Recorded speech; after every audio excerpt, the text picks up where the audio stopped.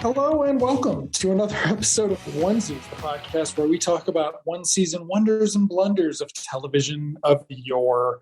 My name's Andrew. And I am Emily. And this season we are talking about Freaks and Geeks, created by Paul Feig and Judd Apatow. We're talking about episodes 7 and 8 this episode in air order. So the first one we're going to be talking about is called... Boyfriends and Girlfriends. Boyfriends and Girlfriends. Yes. So, I had it pulled up and I must have closed. No, there it is. I can give you a very quick synopsis of this episode. This is from Wikipedia. Nick begins to make more aggressive advances towards Lindsay, most of which end up making her feel more disturbed than love-struck. And on the geek side, tension is building between Sam and Bill when Bill is paired with Sam's crush, Cindy, as a science partner. Lindsay discovers that everyone assumes that she's going to have sex with Nick, and she doesn't know what to do. Sam decides to try to win Cindy back from Bill by joining the yearbook club. And it goes terribly wrong when she confesses a crush on another boy. So that's where I'm going to stop paraphrasing from that. I have a lot of notes. I forgot my note. I forgot my notebook at home, so I had to tear pages out of my work notebook when I was watching it. So, I mean, I don't even know where to start. I didn't even look it over to see. I want to talk about Rosso because he's in this episode and he's not in the next one we're talking about. Go ahead. Well, we can just get out of the way that there's an Old Spice High Karate reference, which ties us back into Free Spirit. Again with the Free Spirit. So that sort of does not pertain to the episode itself, but rather the context of this podcast. Yeah. One other thing that I thought I'd bring up that is not part of the episode itself is that Maureen is gone. Maureen is completely gone. Yeah. So the girl that the geeks met and that liked them and told them that they were going to be friends has disappeared. Yeah. And that is a thing because the Cindy subplot, oh, wow. That's right. I forgot how that actually plays out. That's even more cool. Is in their science class, which is where Maureen came in the first place, but she is no longer there. So I will... Whoa, how did I not star that one? Okay, so here are my three things, and that'll just do a little bit of a... If you don't have yours ready, I've got mine. So first is... you know what? A 1941 poster. That's number one. Number two will be, thank you, Sylvia Plath. Yeah. Yeah.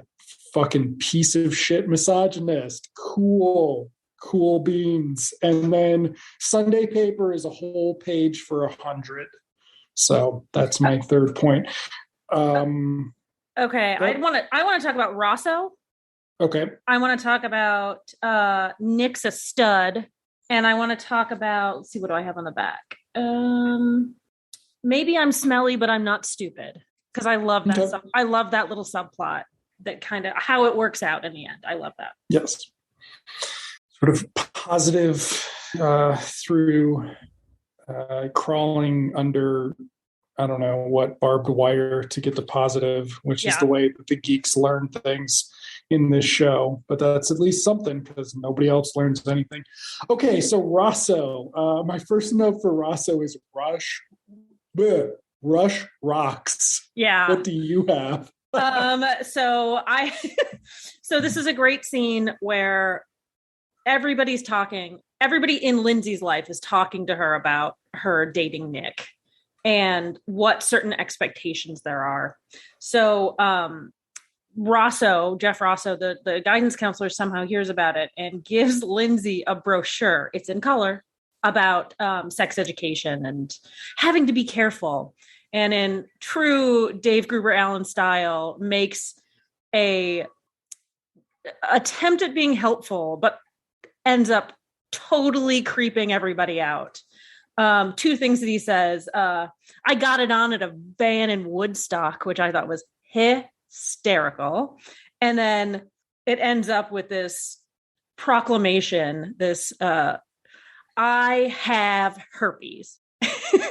I get a cold sore on my lip once a month, and it made me laugh so hard.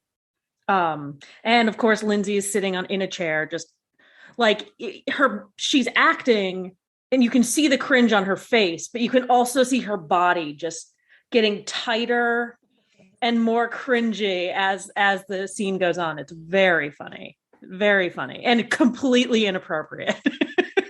So also in there is this is pre-AIDS. So yes. But he keeps going. You have to be careful.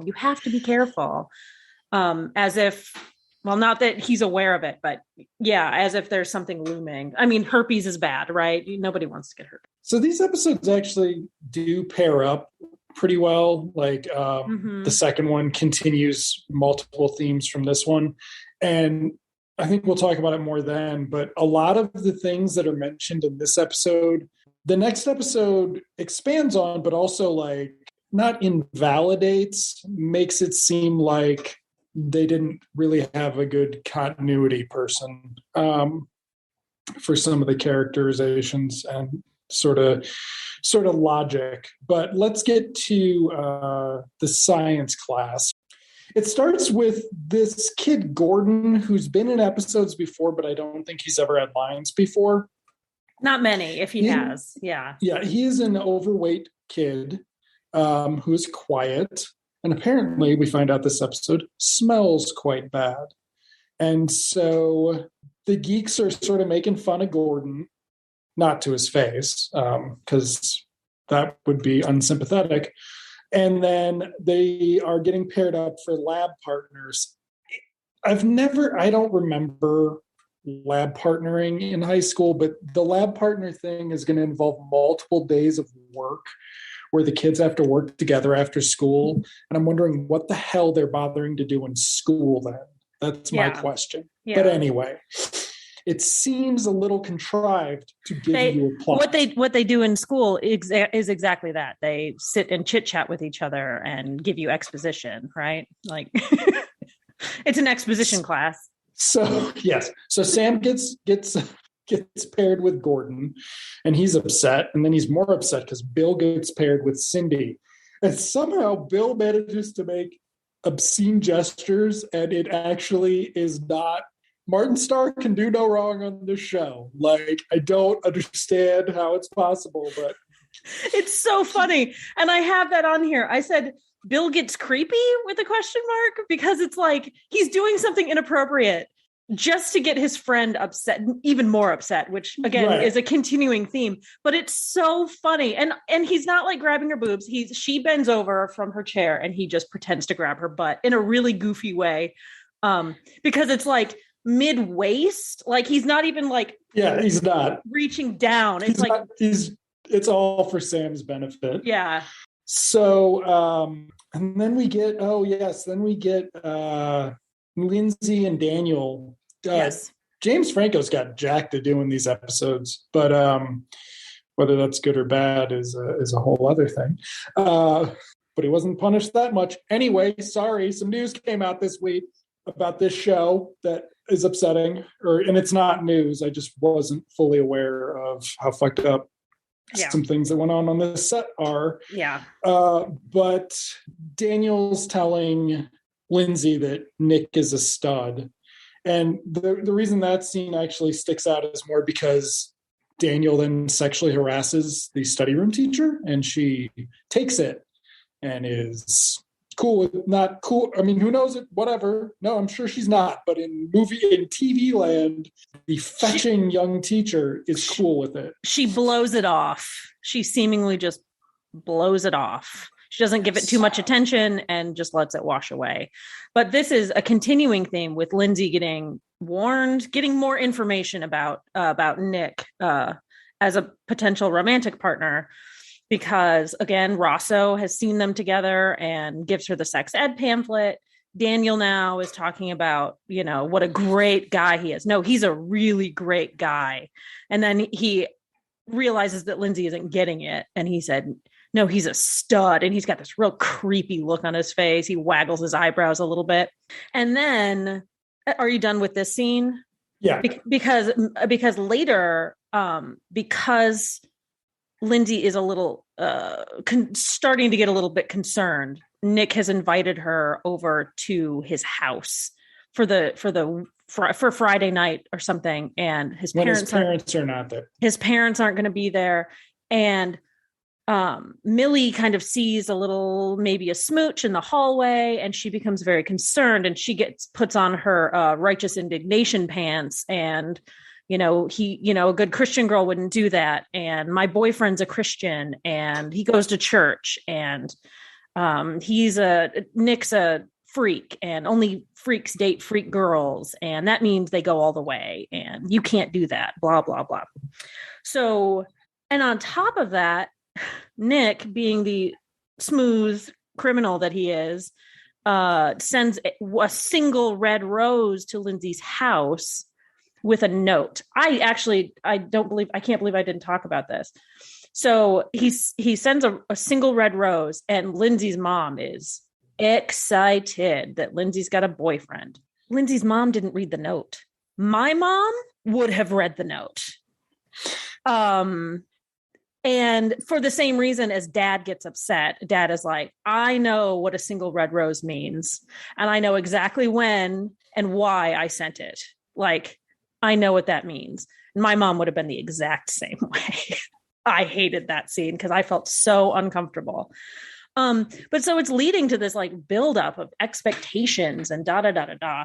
And it's just another example of how just Lindsay, having previously shown herself to be very intelligent, very, very communicative, is now just completely abandoning communication skills and taking hints from other people. Like, she won't just talk to Nick. Like, it's not even clear if they're boyfriend and girlfriend yet. Like, neither one of them really know.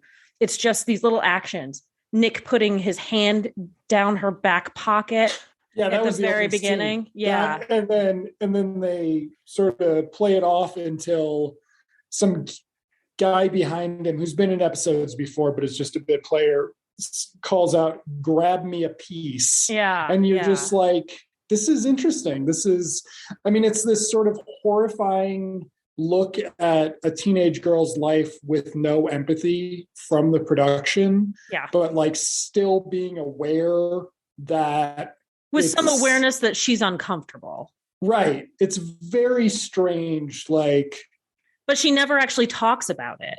I mean, you see her kind of throw a fit, a little bit of a tizzy when her mom is questioning her, is asking her questions. She's just like, God, Mom, shut up. I don't want to talk about this, which I completely understand. But she has shown herself in earlier episodes to be better than that.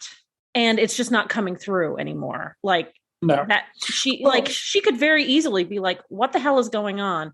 But I do think that in previous episodes, also recent ones, she's feeling a little more empathy towards Nick, maybe leaning towards sympathy, and maybe that's why she's letting all of this happen. I mean, she admitted pretty much that they only kissed because in this episode, she admits that to Millie, like, we only kissed once, but it was only because I felt bad for him. Or does she tell Sam that? I don't remember. She tells somebody that, oh, I only kissed him because I felt sorry for him because he was having a bad day. He was depressed. So I kissed him. And it's like, so all of this is happening, I think, because she feels bad about Nick failing that audition, about Nick kind of being directionless and potentially being forced into going into the army. And then also, I just talked a lot. You're good. It also brings up that I think some of it is just that Lindsay doesn't have any actual friends. Yeah. So it's like she actually doesn't have anybody. She doesn't have a sincere friend on the show. Yeah. And it's just like, that's kind of what the show should be about, is that she's searching. She's unable to form a sincere human connection because she does, like, Millie's too problematic. But when she actually needs to talk to somebody, she talks to Millie about it. Mm-hmm. Right? Like, which is when Millie says that if she has sex with Nick he's not going to marry her because why buy the cow when you can have the milk for free? Yeah. But they actually then share this weird memory of, going to a state fair and not getting to see Leif Garrett or something. And, Millie remembers it as a good memory of friendship, and Lily says it sucks, or Lindsay, says it sucks. But let's do some more Sam and Cindy and Bill, so we don't spoil the ending, because there's a big reveal. There's a couple big reveals, including another one of Lindsay losing agency. But we get this after school. Sam is over at his house, and Gordon is there studying, and then that'll be juxtaposed against Bill and Cindy. So Sam's room has a 1941 poster. 1941. I didn't notice that. Yes, I did, because I was like, bullshit. Nobody has a 1941 poster. Infamous Steven Spielberg bomb, just complete fucking disaster, terrible, unwatchable garbage movie. And I'm like, sure, Sam likes that movie. Or is Judd Apatow sucking up to the DreamWorks co-founder, and DreamWorks produced the movie? Because Judd Apatow sucks up to certain types of people based on skin color. But anyway, what I say? What did that make it in? I don't know. It's fine. I don't do the edit. But anyway, so then Gordon tells Sam about he's got basically a glandular condition, and he smells, and that's later, actually. That's back in the classroom. Yeah.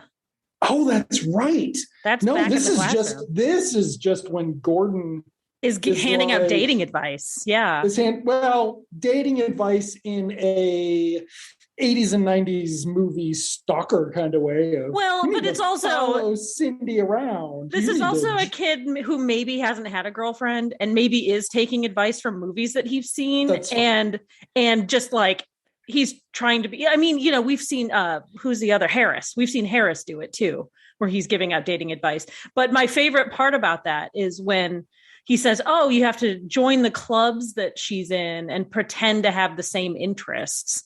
And Sam, which is, disingenuous and maybe not the best way to attract a partner. But Sam goes, yeah, that makes a lot of sense. Just like they did when Harris told them to take Maureen to the all-you-can-eat ribs. They're like, oh, of course, that makes so much sense. Like, that's the way to win the girl. Just pretend that you have the same interests as her until she likes you. Great. That's what I like, to have a person with not my interests pretend that they have my interests. Yeah, I'm actually not going to talk very much. I just remembered some things in high school. I'm not going to talk fair enough about that. That's fair. Yes, but it's very realistic. It's problematic as fuck. Yeah. And hopefully the sequel series is all about Sam and Lindsay regretting lots about high school. But anyway. And then we see Cindy and Bill. Yeah. Bill, sorry. Over at her house. Mm-hmm. And she has just brought them snacks. And those snacks are healthy foods. And Bill thinks it's crap. And he has no problem saying it. Yeah. They also argue about TV, where he does a Welcome Back Kotter impression she doesn't get. He does Horseshack. It's the worst Horseshack I've ever heard in my life. But again, it's Martin Starr being perfectly Bill Haverchuck. I mean... Yes, and then we find out Cindy likes The Muppet Show, and Bill does not like The Muppet Show, which is a problem with Bill, basically. But then Cindy farts in front of him, and... blames it on the chair. And this actually doesn't go anywhere, which makes it a little bit better, but it's a little bit worse because Bill was the one a few episodes ago who was talking about, nah, man, you got to be able to fart in front of your wife, right? Like, but maybe he was thinking of it in terms of Sam, because remember, Sam was like, you can't do that. That's gross. You can't do that. And so now he's thinking of it like, I can't wait to tell Sam this because he's going to be so grossed out that this happened. I also remembered, I don't think they ever said the woman could fart in front of the man. Like, there's that. Well, that's probably assumed. It is, probably still assumed in popular media today. But the funny Bill part in this is Bill goes to test the chair. And there's just this belabored scene of him sitting in the chair and getting up in all sorts of different ways to try to get the vinyl chair to squeak, and it doesn't. That's hilarious. That was funny. So then I think we cut back to Gordon and Sam, but the next big scene is Daniel and Nick at school, where Nick is bragging about his honor roll's girlfriend to Daniel.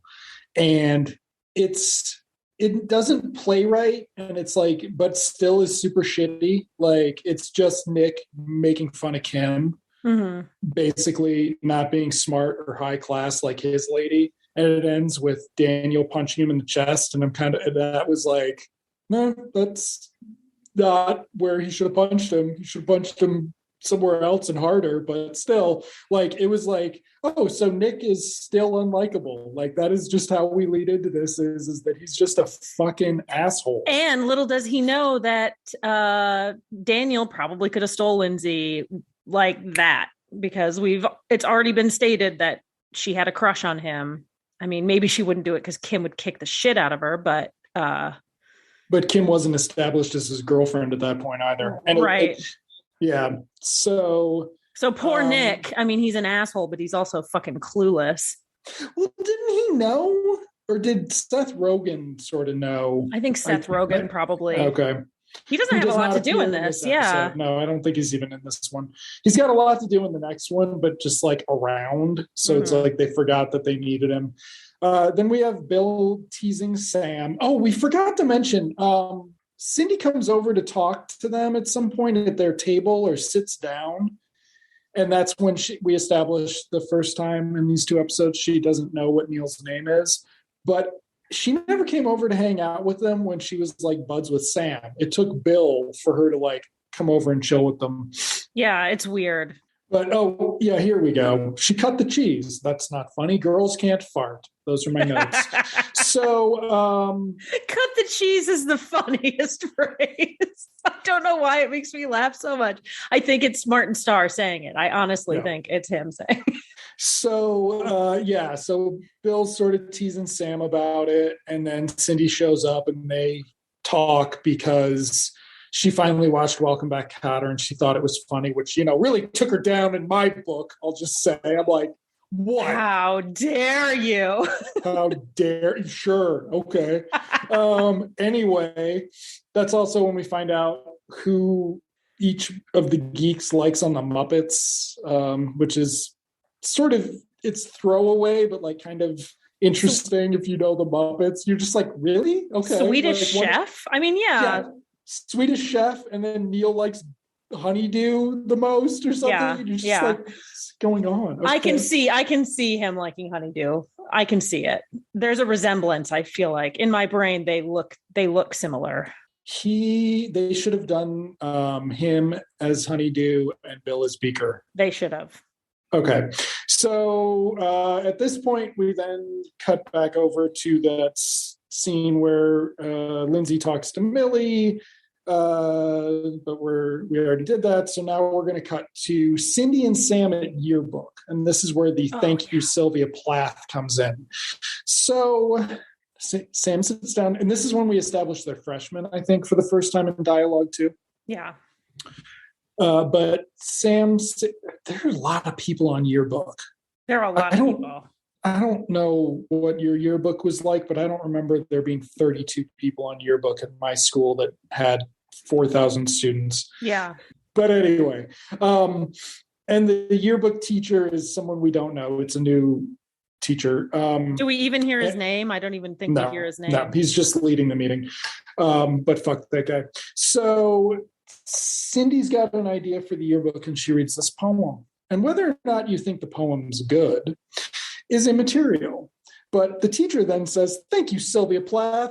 We don't want, the yearbook. We want the yearbook to, make people feel good, not tell them the truth about high school. Because her yearbook's about feeling lonely and isolated and stuff. And it's like, it's the first time we've gotten any insight into how Cindy feels about anything. Absolutely. It's a pretty good scene for her character. Yes, it is. Shame what the show's going to do to her the next episode and a half. Anyway, but then we get to the yearbook, ads. So they sell ads in their yearbook. I don't remember the ads in my yearbook. I assume there were ads in the yearbook. Yeah, I had ads in mine.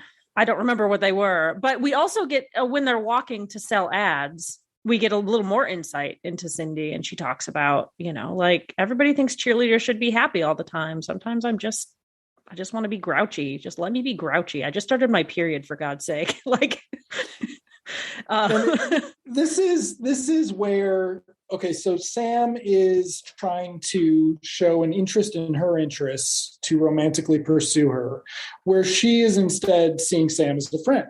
Mm-hmm. And like actually having an honest conversation with Sam, which, mind you, when we talk about Lindsay not having an honest conversation with anyone, she doesn't, like, I forgot she and Sam ever talked when they have their scene at the end of this episode. I'm like, this is the most obvious device for the show that's about these two fucking brother and sister. Maybe they should talk occasionally. They've done it before, but it's very uncommon. Yeah. But it was a great scene. Both, yeah. I think it was in the pilot. Both you and I really liked that scene. Yeah. I think you said the exact same thing. Like, oh, this is great. I like this, where they have these separate experiences and they come together. But no. But we'll get to that. But so they get to the store. And Canada Joe. They get to Dad's store, and it reminds me, it looks identical to the locally owned sporting goods store where I went to school in northern Michigan. So this is Detroit, or suburban Detroit. But this looks exactly like it. There was one exactly like it. Like the placement of the furniture and everything. It's weird. So they're trying to sell Dad the ad, and he's blown it off. But then he gets the look from Sam, and he figures out what's up. But then he makes this comment that the Sunday paper is they're selling him a quarter page for $25, I think was what it was. I didn't write that down. But he complains that the Sunday paper, he can get a whole page for $100. And I'm just kind of like, yeah, but a yearbook ad is perpetual. Like, you don't presumably throw, like, there's so much long tail in that ad, dude. Yeah. Which made me think, oh, yeah, okay, Canada Joe's not that bright. But he is bright enough to know that Sam is trying to make the moves. After like 3 hints, though. It took him a minute. Well, it took him, you could have run it through the entire time. And then we cut to dinner where he refers to Cindy as a cute little number. Yes, which was creepy. And it was noted by Lindsay that it was creepy. It was noted by Lindsay, to which Dad's response is, what am I supposed to do? Call her Ms. or something? Yeah. And I'm just like, wow, fuck this so much. Yeah. But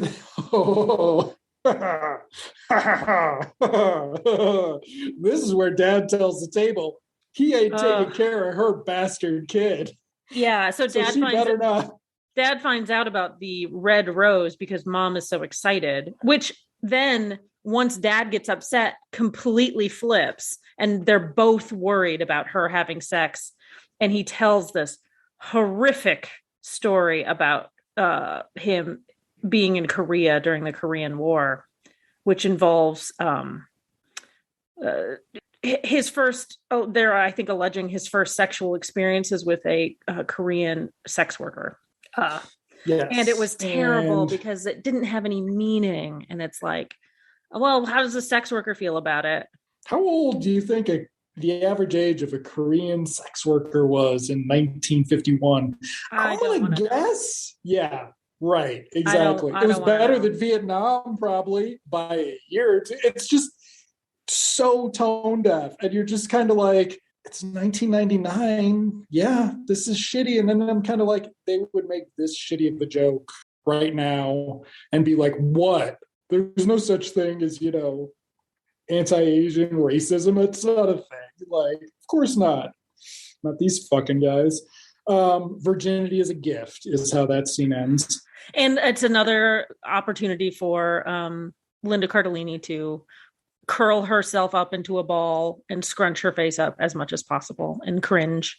So, why did I write down Bill? Is there another Bill and Cindy thing? I don't know. Sam is walking home from somewhere, from selling selling comic book ads, selling advertisements for the yearbook, and sees Cindy at Bill's house. Oh, that's right. Yeah. Okay. And do we ever see them inside? No, it's just Sam. It's just the passing by. Okay. Yeah. And then we get to Friday, which is tonight's the night. Kim tells Lindsay to call her tomorrow and give her all the deets on the big slammings that will undoubtedly occur. And Daniel is like, yeah, I want to know too. Call me too. Gross. Fucking nasty.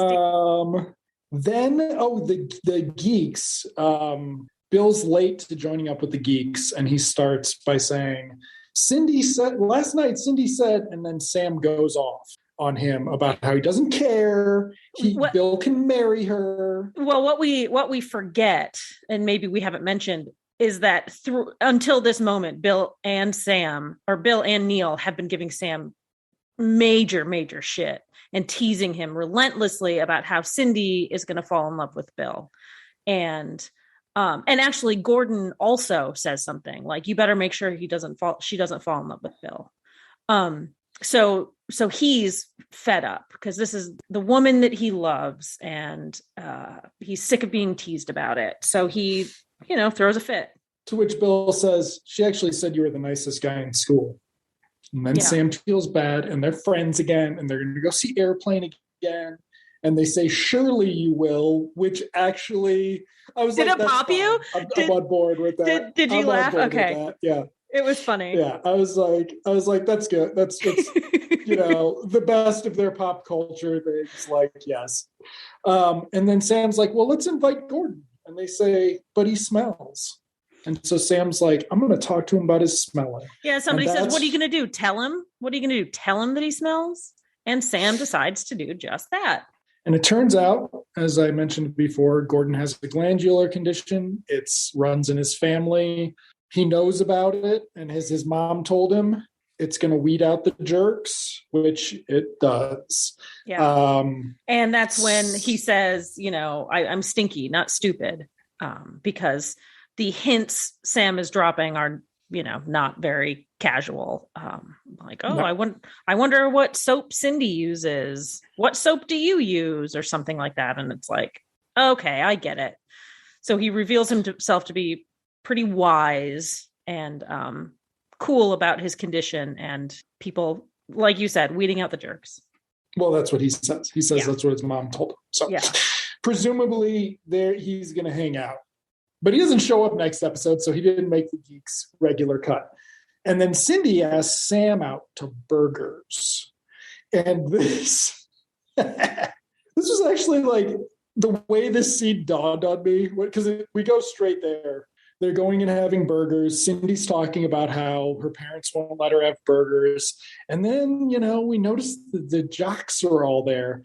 And I'm like, oh my God, she brought Sam along as her wingman for the jocks. And yes, she did. Yeah. Again, because it's, I kind of feel bad for Sam, and I kind of understand, but he just needs to tell Cindy how he feels. And then he wouldn't be put in this position, or at least he would know where he stands and not get his expectations up.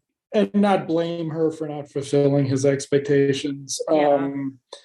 At the end, she says that he's just like her sister, which is even meaner than saying he's her wingman.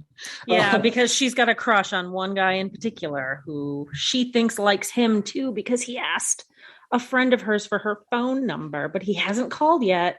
Those jocks. They never call. Or do they? But then it's going to be, we're going to cut to the night where Lindsay's heading out, and Sam has to watch action TV with mom and dad. Yeah, did you catch what it was? It was just like car racing. Like, was it? Well, a car blew up. I thought it was the A-Team.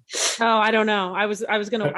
That was the last note that I have. Like, what the hell are they watching on TV? And they both they're sitting on the corner of the couch, and Sam kind of squeezes in between them, and they both just like clutch onto him in such a way because they're so worried about Lindsay, is how I read it, that they're just gonna hold Sam close to them because he's still their precious baby. Okay.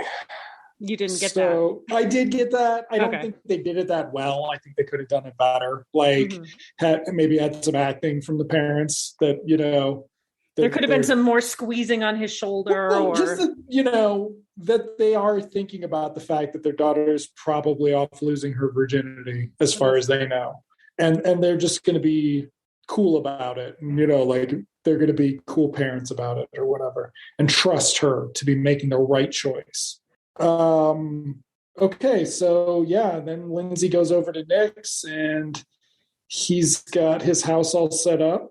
And he's playing the Moody Blues. But before that, they go through his basketball trophies, and then they go downstairs, and it's the candles. Moody Blues was upstairs. I don't remember it was downstairs. But yes, we find out that he played basketball. Well, we've known this before, but we didn't know that he was like really good at basketball, because everybody's kind of always said Nick's not good at anything. And my note next time is basically Jason Segel's really not good at acting, is he? So what's funny is I think he was in SLC Punk in like a teeny role, and I think he was really good. But now I'm like, was that him? I don't remember for sure. I haven't seen that movie in a billion years, it feels like. So fucking good. So good. But anyway, so they go downstairs where he's got all the candles set up, and it certainly appears like this is going to be Lindsay's first sexual encounter. I forgot what it actually was. It literally just struck me. You fucking forgot? Oh my God. Sorry. Because my note is, can you see my note? It says, no fucking, just singing. So Nick, in what will be a complete continuity breaker with next episode, tells Lindsay that he is going to play a song that will tell her exactly how he feels about her, but he cannot put it into words himself. So instead, he is going to play a song for her, and then he is going to sing to her about it. And then he sings along with the song to her. And basically, they were made for each other. Gross. They are not going to make out. She wants to make out at this point and they don't really get into this. To stop him from singing. They don't really get into this, but like there is the implication that like Lindsay is, if not enthusiastic about this being them having sex, she is like consenting to the experience. Like when he doesn't want to do anything, she's noticeably disappointed. Like she has not reached this milestone, right? Right. But instead he just wants to hold her. And I didn't put the note down. I'm like, isn't this like every fucking like creepy movie with like a sex worker? It's like some creepers just like, I just want to hold you. I just want to hold you, and I'm going to cry while I'm doing it. Yeah. Yeah, pretty much. So then that's it. We have Sam in the kitchen eating a ding dong. Oh, no, because Nick says, "What's better than this?" And then we cut immediately to Sam eating a ding dong. And I'm like, asked and answered. Asked and answered. That. And then Lindsay gets home and she's like, "Can I have one of those ding dongs?" And I'm like, "That's right." And then he tells her. Yeah, they have a little moment. And then she does not explain to him what's going on with her, because he is just a freshman after all. But they have a little moment, and then Cindy calls to give Sam the good news that Jock called her. And he is a good friend on the phone without being too enthusiastic. And Lindsay joshes around with the phone, and it's like a really nice scene. Yeah. And you're just like, why? It's a fucking network TV show. Why doesn't every stupid episode end with this? Like, it's a no-brainer. Like, it is perfect. It really is. And they have good chemistry, and you really kind of believe that they are siblings that care about each other. It's a fantastic scene. Now, okay, so that's the end of so the next episode actually starts with this note. So what's the next episode called? It's called We've Got Spirit. Okay.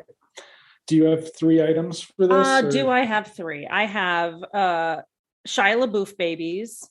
I have Heidi's locker. This is in reverse order because I'm out of it. Call Back to Grandma, Heidi's locker, and Shia LaBeouf baby. Okay. So, we can. I wrote down actually wrote down a bunch of these. So the grandma one was one that I had too. Oh, we can talk about pep rallies. Had to see your face. My Heidi note was Heidi with the Confederate flag. Where was Michigan in the Civil War, by the way? I knew people like that. I didn't associate with them, but I knew people who had them in their bedroom windows. Gross. Yeah. So yes, white people suck, everyone. I was actually nicer to Siegel in my notes. I was like, is he supposed to be this uneven? Poems, that'll be one of my points. And then Neil the Norrisman will be the final one, because we do have to, this one has a great physical comedy, element. Second half. It's a really long sequence where it's the A plot. Well, it's because the geek B plot is so tied into what's going on at the school. Yeah. But we open with Nick and Lindsay down in his basement, and he's like, I can talk to you, Lindsay. You're not like the guy. You're not like Ken and Daniel, because Seth Rogen is going to be in this episode more than he's been in the last 4, with nothing to do, though. He's just around. He just has things to do, or he's just present. But Nick starts talking to her about death. And Lindsay's like, yeah, my grandma died, or he knew her grandma died. And he immediately shuts down her talking and instead talks about himself. Because he is stoned. Is it because he's stoned, or is it because he's Nick? Nah, good point. But Lindsay guesses, she realizes he's a little deep in the moment, and asks. This is before school too, so it's like, I didn't get that. This comes in a bunch, that all of their interactions are before school, which I'm like, what fucking time are you getting up? What about, isn't there daylight savings time? It shouldn't be sunny out yet, kids. But that's when she goes through his picture book and discovers a picture of Nick in his basketball uniform with a girl, and the girl's face has been cut out of the picture. Very meticulously, too. It was a very perfect, even oval around her face with tufts of blonde hair coming out of it. I mean, craft department did it. So good point. And that girl's name is Heidi Henderson, which is going to be very important. And Lindsay at this point shows no recognition of that name, which is also very important. Not important, but also noticeable, because it's unrealistic. Again, I've said this in other episodes. In a high school that size, you know who the couples are. Oh, well, whatever. So then we go to high school. Nothing. No, you're good? Yep. So then we go to high school, and that's when we see Seth Rogen.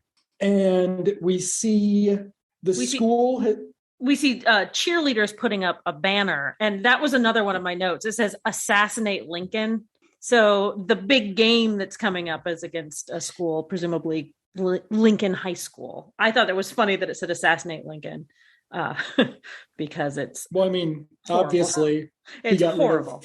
He got rid of slavery, and we know where they stand. It's obviously an oversimplification on at least one of those, on one of those points, possibly not the second. In my high school, our volleyball team got in trouble for putting up signs on their lockers that said "kill them," whatever. But "kill" is a term that you use in volleyball, but they had to take them down because so this "Assassinate Lincoln" thing is because you went to some woke high school or something. Obviously, everybody, you're missing out on that expression.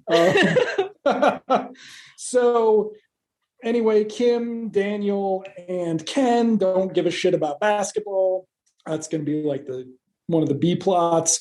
But then we have Lindsay and Kim talking. Lindsay wants to talk to Kim because she's having problems with Nick.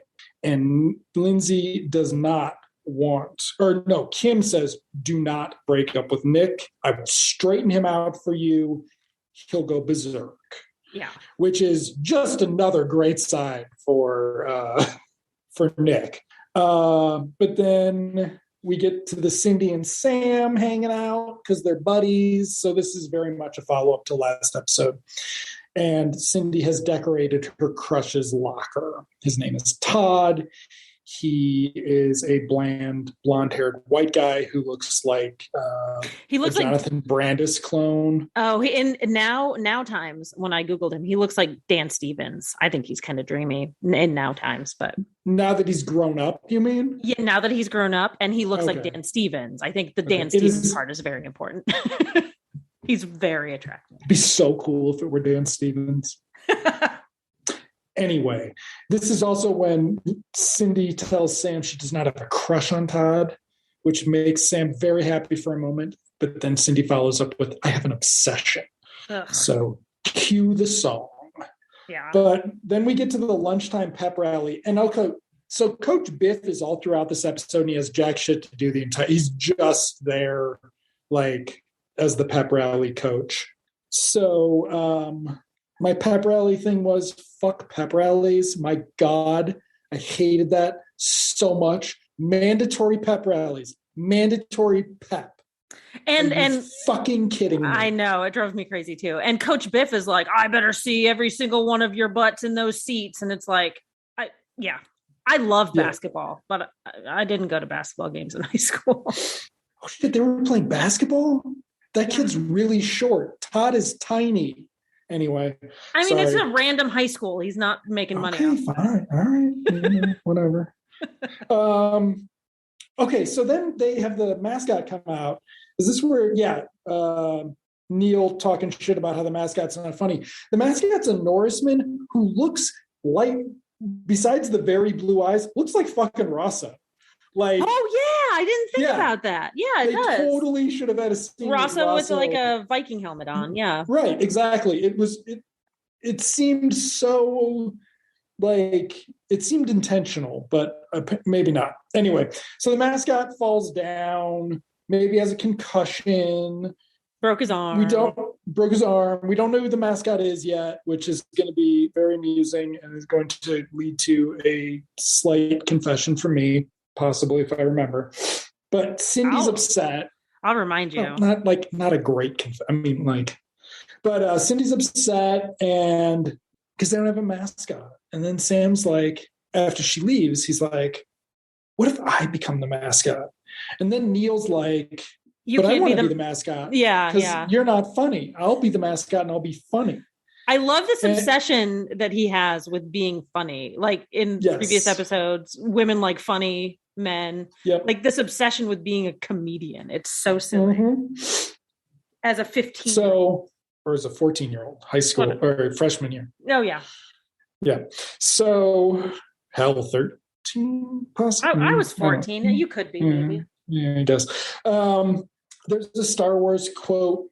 Neil or Sam or Bill drops a Star Wars quote that convinces Neil that he's going to be a good friend and let his friend try to get on with the girl by being the mascot. So at family dinner, this is the dad keeps talking about how he's a community leader, and the kids are just like, what the fuck are you talking about? Like, is this new this episode? Like, have you been watching the show? And he's like, what are you talking about? I'm always a community leader.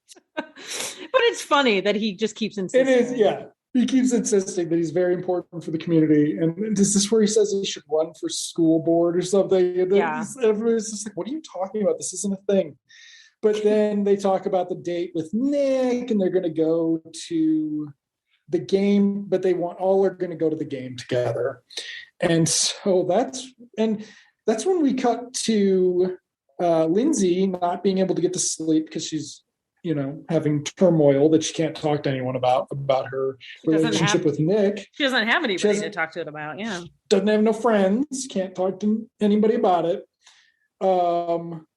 And he shows up at her window staring in, then waking her because he doesn't know she's still awake. And then they go to the door, to which he says, I just had to see your face, and then proceeds to stare at her a little bit before going away. So creepy.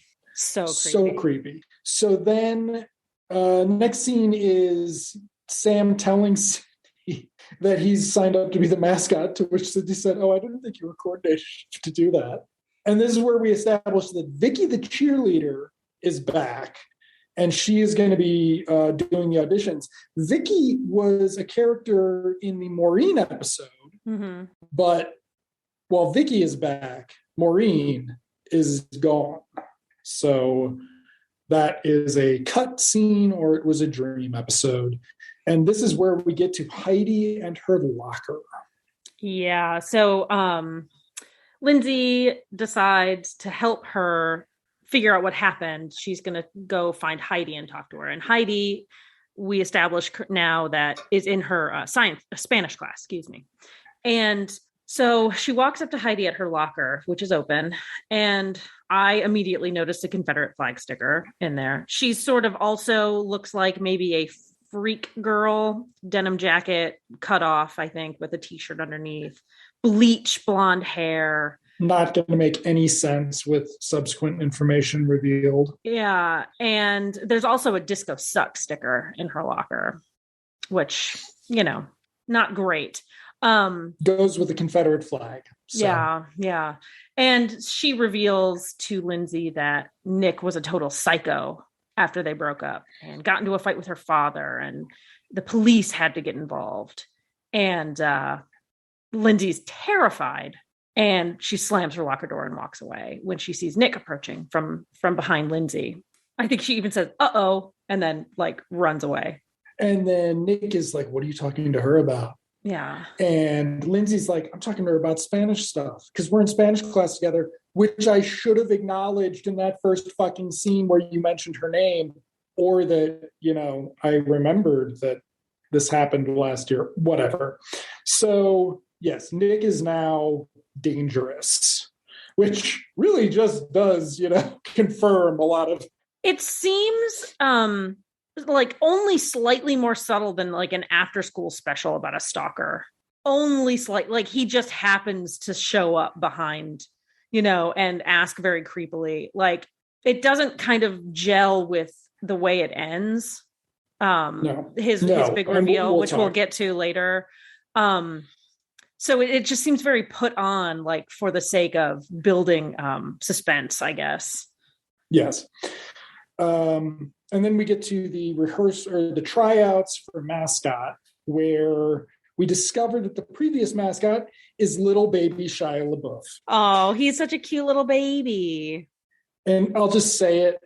I fucking hate to say this. Shia LaBeouf's good. I have he's really good in this. Yeah. And then I was like, oh shit, everything I've seen him in, he's good. He's a bit of a dipshit, but I don't know if there's any problematic behavior with him. There's I think he's just not predatory. I don't think he's predatory, and he knows when to keep his fucking mouth shut. Yeah. So there's one thing about him, but yeah, he's great in this. I was so happy when he came back. The whole scene just worked out. But they're watching. Bill, you know who he looks like? He looks like Gene from the previous show. He looks like baby. Doesn't he look like Gene? He's got the little mullet hair and everything. He does have the mullet hair. Oh. But and Neil is complaining that Sam's not funny, while everybody else is really impressed with Sam's coordination, including someone telling Sam he should be in the dance company for the musicals and stuff, which was goes nowhere. But it is the first time that anybody's said Sam's good at anything. Yeah. Kind of, in a way, on the show. Any proficiency even. I mean, he's just a kind of a bumbling little teenage boy. So yeah, it's nice to see that. Yes. So he gets the part. Everybody's disappointed. Vicky seems disappointed that she gave the part to Sam, to the extent that I thought that there was going to be a subplot that Cindy forced him to do it. But no, Cindy's like, oh, hey, you're actually coordinated. Yeah. So let's see. Then we get to the Freaks, where they're bitching about the basketball game, and Seth Rogen says he's going to go because he wants to see him lose and he likes to see jocks cry. Yeah. And then Lindsay happens upon them, and then Seth Rogen's like, yeah, Kim said you're going to dump him, and don't do that, please. So everybody knows that Lindsay's about to dump Nick. Yeah. But then he shows up and she's like, can you give me a ride home? And Daniel peeks around the corner as she's leaving and puts his hand together in like a prayer and mouths the word like, please don't do it. Because he's a fucking psycho stalker and we should be afraid of him. We shouldn't be afraid of him because he tried to grope her, but whatever. Amusing tryout thing where Vicky's being bossy and Shia LaBeouf's telling Shia LaBeouf and Neil are talking about how you don't have comedy. She didn't want comedy. Yeah. He wanted to be funny and she wouldn't let him because she's a tyrant. Which also she's the head cheerleader and she gets to pick the mascot, but later we see them practicing, and they don't seem to have an adult cheerleading coach. It just seems to be Vicky. It's weird. I thought that was weird. Well, it's weird, but she's good at her job, so whatever. I guess. Biff's off in the locker room chatting up the cheerleading coach. This is when the other B plot comes in, where the freaks, Daniel, Kim, and Ken, get water ballooned by the kids from the Lincoln High School. Yeah, that's going to be a subplot where they go and fuck up the car and get in trouble, and then get in a fight, get in a fight with like 6 guys, and then become the biggest cheerleading segment of the population watching the game later on. So then we get the scene where Mom and Lindsay are talking about how she wants to break up, and there's this weird thing where Nick calls and Lindsay says to tell him she's not there, but then when she calls him back to break up with him, he has no idea who's could be calling him. Yeah. And I'm just like, there is like, it's 1980s high school weed. Like, he would have tolerance to like enough that he would remember who's calling him. Instead, he thinks it's Ken, and they do this weird comedy beat, and it's just like, is it comedy? I found it creepy, and I thought it was to push along the fact that he's like kind of a crazy person, because the way he reacts to Ken not responding is like it devolves into senselessness. Like, it's bizarre to see. So you thought they were trying to build up more of the Nick as a disturbed person thing? Yes.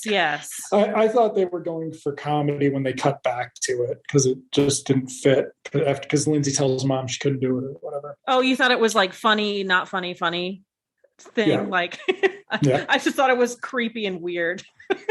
So at breakfast the next day, it ends with Mom saying you have to do what's right for you.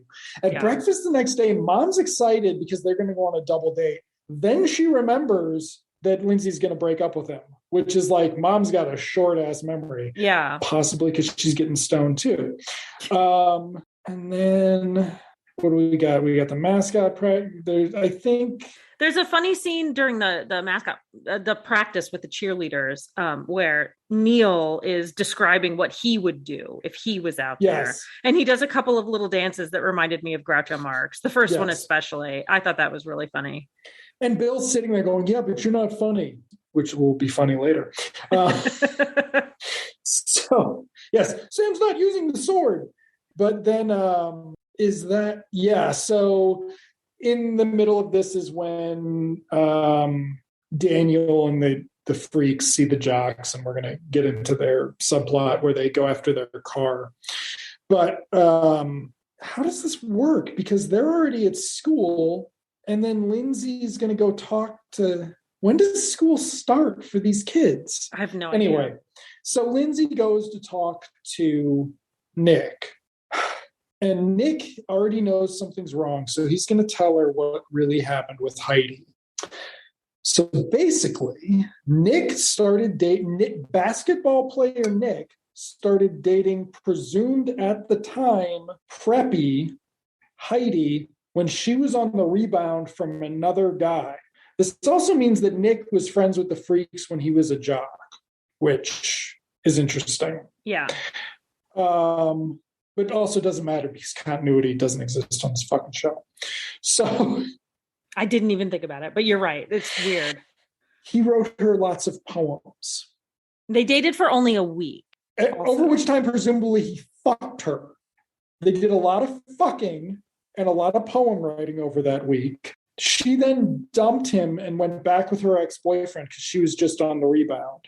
And she showed her ex-boyfriend the poems, and that led to everybody in school knowing about the poems. Except for Lindsay. Also, this means he could write poems for Heidi, but he couldn't find the words last episode for Lindsay. Oh, Jesus. I didn't even think about that either. Yeah. That was one of my other things. Well, he just loves Lindsay so much more than Heidi. Because they're meant to be together. Exactly. So none of this makes sense with the way people talked about the relationship last episode. I think maybe even before that, they talked about Nick's ex-girlfriend. And like, it does not fit this story either. So like, did they want to do a creepy after school special and then decide they were going to change it up? Whatever. At the end of the scene, Lindsay's basically she's not going to break up with Nick at this point because she believes his side of the story.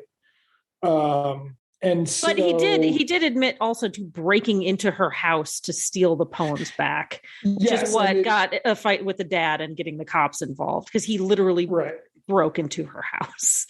But I think he phrases it like, I went over to her house when she wasn't there and I tried to steal the poems back. Do you think what we've established about his father and Nick having been arrested in high school, do you think this works? No? Okay.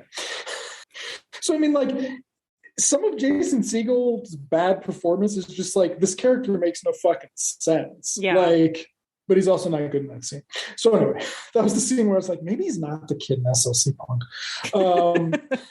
But I think he is. So then we get to Cindy and Sam at practice again, where he tells Cindy that she'd make a great head cheerleader, much better than Vicky. But then Todd comes over, and Todd talks to Cindy for a second, and Coach Biff calls him away. And so then Sam is going to be shitty to Cindy. Yeah. About Todd. Yeah. And Cindy's like, are you just stressed out or something? I don't know why you're being so mean. And then she's like, bye, Sam. And Sam's like, because you're my lady. Haven't you been watching the show?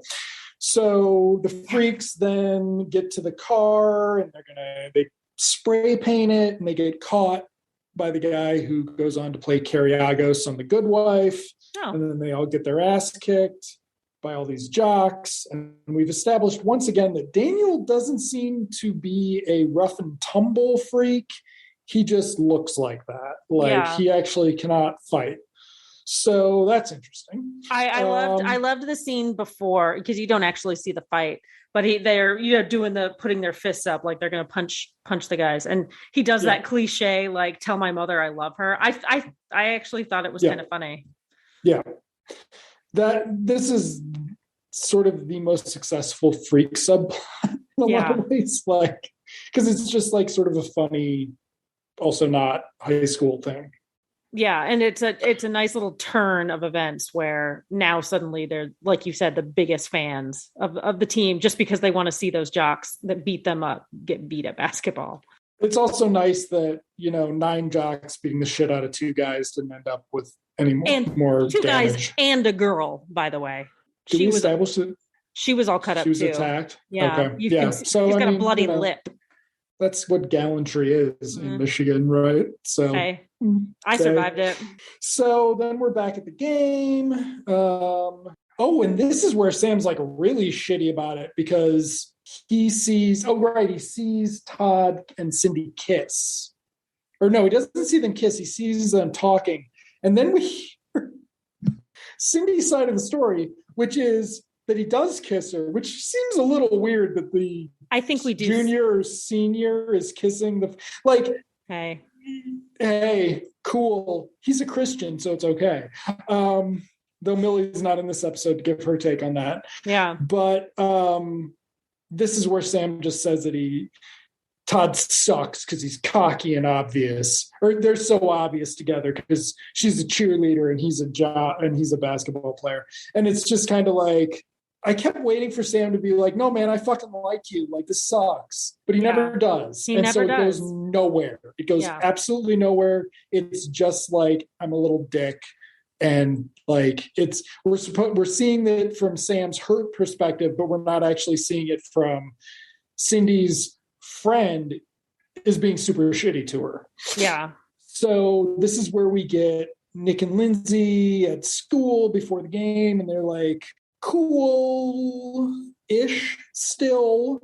And Dad invites her over to introduce all of his friends, the high society of suburban Detroit.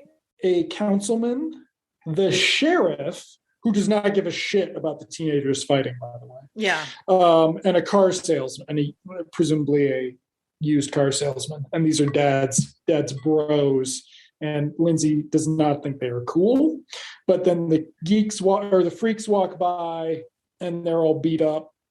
And Dad's embarrassed that these are their friends. So that leaves Nick alone in the hallway. So before Lindsay leaves her dad, Mom runs into Nick and says, "How are you holding up, sweetie?" And he's like, "I'm good." And she's like, "I'm so sorry about everything. My daughter cares about you, but she's just so overwhelmed and needs her space." To which Nick is surprised and runs off. So when Lindsay gets there, Mom's like, "Didn't you talk to him this morning?" Establishing that it happened in the morning of a school day. That's weird. And the scene ends with Lindsay saying, "Did you break up with my boyfriend?" And then going, "Stay out of my life." Yeah. So we missed that Sam at this point has decided he's not going to go on, because the only reason he was doing this shit in the first place was to crawl on Cindy, Pyramid, or wherever. And so Neil goes out and does it. We missed that part. So that's the setup. But then we get back to the locker room where Sam sees Todd getting sick before the fight because he's like stressed out, or not the fight, before the game, because he's stressed out about his athletic event. He's a nervous human being.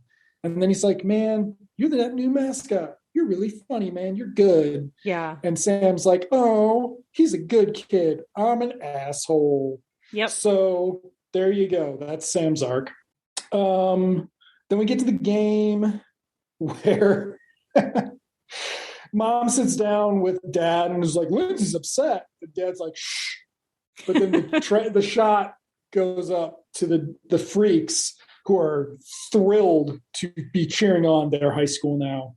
Yeah. Which is pretty loud. Funny. They use some swears that would have probably gotten them kicked out in reality, but it's funny.